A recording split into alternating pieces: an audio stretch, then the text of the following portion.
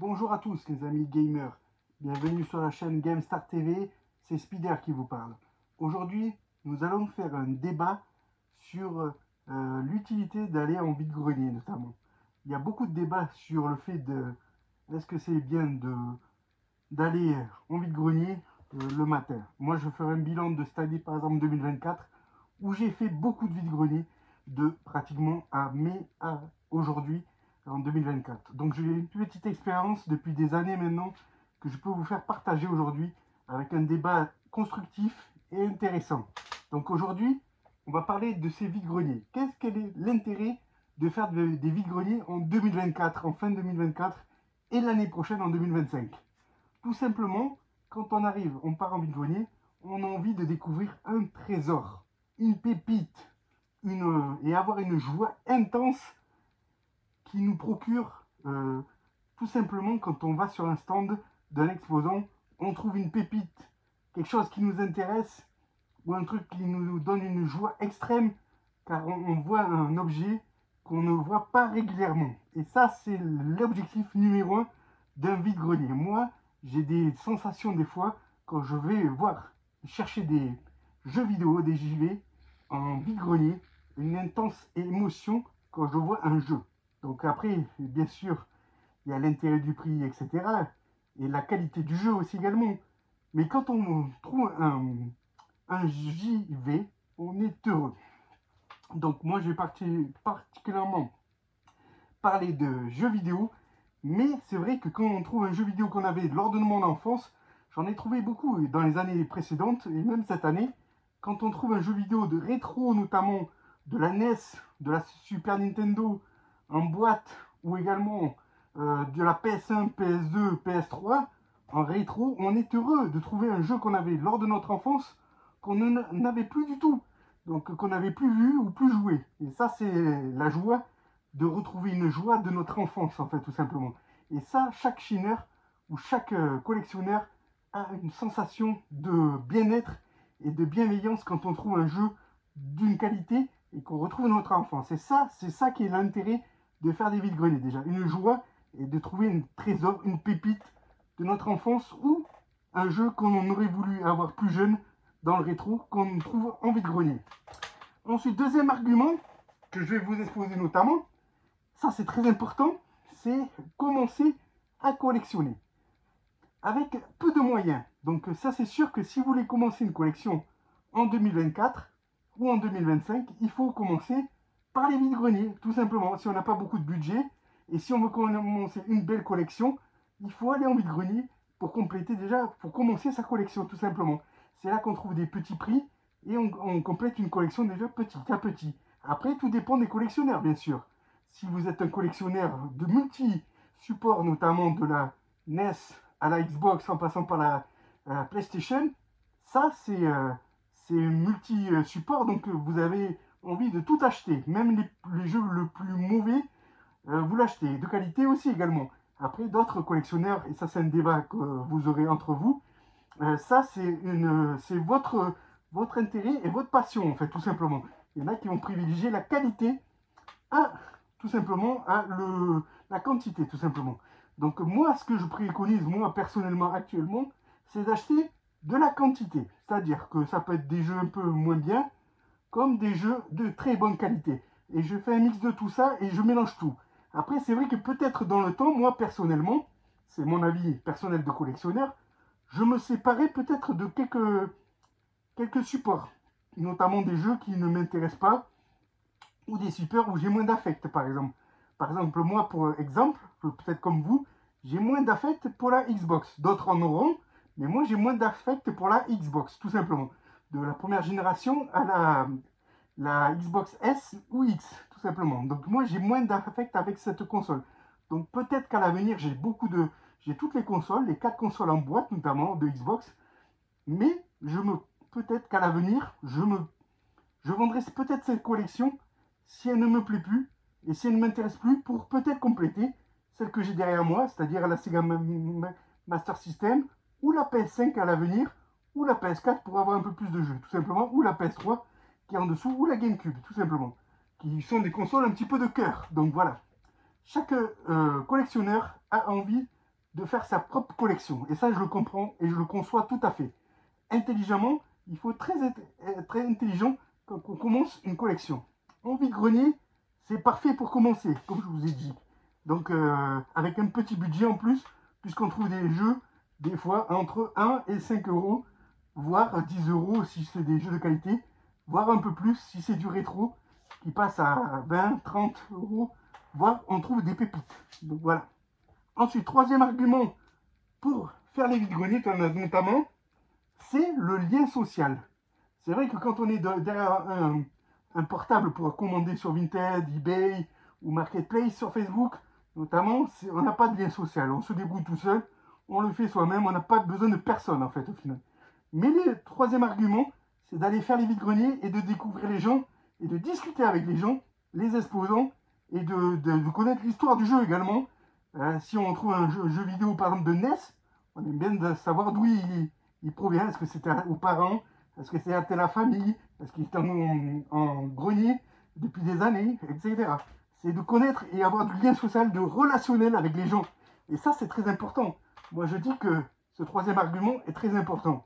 Au lieu d'être devant un portable ou un ordinateur et commander son jeu rétro, voilà, c'est bien, mais d'un autre côté, non. On va passer aux arguments négatifs de faire les vide-greniers en 2024, notamment. Donc, le premier mal, c'est tout simplement, c'est de se lever tôt le matin. Voilà, donc ça, c'est un argument négatif pour les vide-greniers, puisque maintenant, vous savez très bien qu'il faut se lever tôt pour aller faire le vide-grenier, c'est-à-dire vers 5-6 heures du matin, pour avoir la possibilité d'avoir un champ large et de trouver une petite pépite ou un trésor. Donc ça, c'est un point négatif qui va avec le deuxième, puisque maintenant, c'est la guerre, puisque souvent, on se retrouve en concurrence avec d'autres collectionneurs ou revendeurs de jeux vidéo. Ça, c'est le côté négatif des vide-greniers, notamment. Et vous l'avez tous vécu avant et aujourd'hui, et demain, on va le vivre également en 2025, et de plus en plus, puisque les gens ont une cote très importante. Et les gens veulent revendre. Et ça, c'est entre les collectionneurs et les revendeurs, c'est très compliqué. Moi, je suis collectionneur. Donc, j'adore la collection. Moi, je les garde pour moi-même, les jeux. Je ne les prends pas en double, en triple, etc. Il n'y a aucun intérêt. Moi, j'essaie de collectionner et d'avoir un seul jeu et de la meilleure version possible en meilleur état avec la notice et le jeu en super bêta. Ça, c'est la priorité principale pour les jeux vidéo. Maintenant, il y a d'autres qui font de la revente. Donc ça, c'est compliqué de trouver ça en vide-grenier. En plus, le pire, c'est que tout le monde l'a connu. Ceux qui revendent, souvent, ils ont leur propre stand, mais avant de poser leur stand, ils font le tour du vide-grenier pour ratisser un maximum d'objets. Donc les collectionneurs se retrouvent après à ne plus rien avoir. Donc voilà, ça c'est le côté très très négatif des vide-greniers, c'est la deuxième chose. Donc lever tôt le matin et la guerre entre collectionneurs, on est nombreux à collectionner. Donc forcément, premier arrivé, premier servi, et ça c'est compliqué. Ensuite, il y a les jeux, la qualité des jeux. Donc la qualité des jeux vidéo, c'est très important. Mais des fois, c'est vrai qu'ils sont abîmés, altérés, soit en loose aussi également, pas de boîte. Que ce soit des consoles aussi également, parce qu'on ne parle pas des consoles. Mais les consoles, on en trouve souvent en loose, mais des fois, quelquefois, en boîte complète. Mais pas dans un super état, souvent. Donc c'est vrai que les jeux et les consoles sales en mauvais état, c'est compliqué. Mais c'est vrai que quand on trouve, par exemple, dans le premier argument que je vous avais dit, de faire les vide-greniers, on peut trouver des consoles en super bêta et complètes en boîte. Et ça, c'est énorme. Ça, c'est une pépite. Comme on dit souvent, on a fait un coup de fusil, une pépite. Et ça, c'est super important. Moi, ça m'est rarement arrivé, à part pour une Switch Lite depuis quelque temps. Souvent, les consoles en boîte complètes, je préfère les acheter sur Vinted ou eBay. Ça, c'est le premier argument parce que je trouve que la qualité est plus intéressante et on a l'impression de se faire. Si on n'a pas, si elle est très chère, souvent c'est très cher en vide-grenier les consoles, on a l'impression de se faire avoir, donc on veut le tirer le plus bas prix en espérant qu'elle fonctionne la console. Et ça c'est compliqué, que ça soit une console de salon ou une console de portable, Game Boy, Fat, Game Boy Color, DS, Game Boy Advance notamment. Donc voilà, Switch, PSP, toutes ces consoles de salon, c'est très compliqué parce que souvent on les teste et les gens nous disent des fois ils n'ont pas la batterie ou etc. Donc on ne sait pas si ça fonctionne. Donc on essaie de tirer le plus bas possible. Après, on a des belles surprises en crash test quand on arrive chez soi. Et ça, c'est hyper important. Donc ça, c'est un bon argument également. Et le dernier point négatif, notamment des vides-greniers, moi qui en fais régulièrement depuis des années, bien sûr, c'est les prix. Les prix qui peuvent être très bas, comme ils peuvent être très très hauts. Et ça, les gens, forcément, il faut un peu connaître la cote des jeux. Et si on retrouve des jeux qui sont à la même cote que sur Vinted, etc., on préférerait l'acheter sur Vinted tout simplement si c'est le même prix. Voilà, même des fois, ça dépasse un certain seuil. Hier, j'ai trouvé 2 Mega Drive.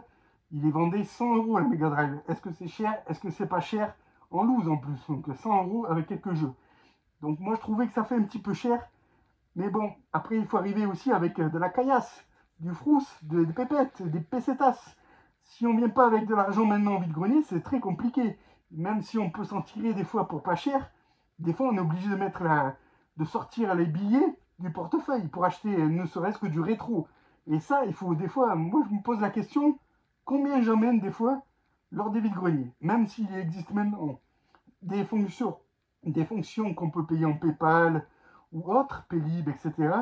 Mais c'est vrai qu'il faut ramener, moi des fois je viens en vide-grenier avec 100 € et des fois avec 200 en fonction du nombre d'exposants. Donc 100 €, 200 €, c'est bien, c'est correct, mais des fois on peut venir avec moins, c'est-à-dire avec 50 €. 50 €, c'est compliqué. Déjà une console, pour acheter une console à 50 €, on peut, mais c'est très compliqué. Donc les prix, les tarifs en vide-grenier, c'est le point négatif un petit peu, mais ça peut être un côté positif également si on fait des trouvailles à pas cher ou des gens qui veulent se débarrasser d'une console notamment ou des jeux vidéo avec des grands lots, etc. Ça, on le voit régulièrement dans les vidéos de chineurs qui chinent régulièrement. Et ça, c'est le plus important. Donc voilà, moi je vous ai cité un petit peu les arguments de vide-grenier.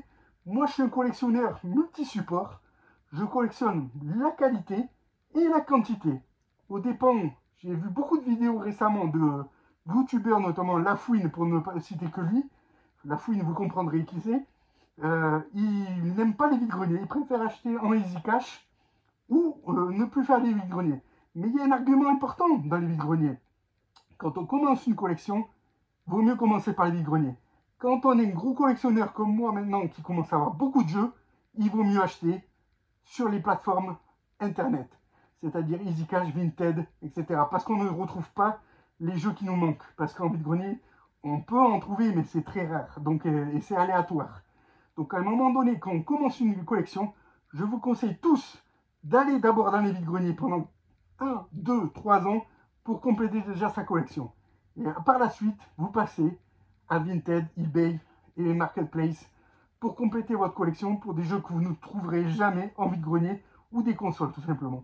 Moi, c'est mon conseil et c'est ce que je fais au quotidien. Donc moi, je vous donne ce petit conseil. Maintenant, chacun est libre de faire ce qu'il veut. Quantité, qualité, chacun est libre de son choix et de sa collection. Et n'oubliez pas également qu'il faut de la place pour ranger tous ces jeux. Et ça, c'est hyper important. Je vous remercie d'avoir suivi cette vidéo. Il y en aura d'autres débats sur les jeux vidéo notamment et la collection. Merci d'avoir suivi cette vidéo. N'oubliez pas de vous abonner pour faire avancer cette chaîne et de liker. Et même, si vous voulez, de la commenter. J'essaierai d'y répondre favorablement et en vous donnant quelques petits conseils si vous souhaitez. A très bientôt sur la chaîne GameStar TV. C'était Spider. Bye.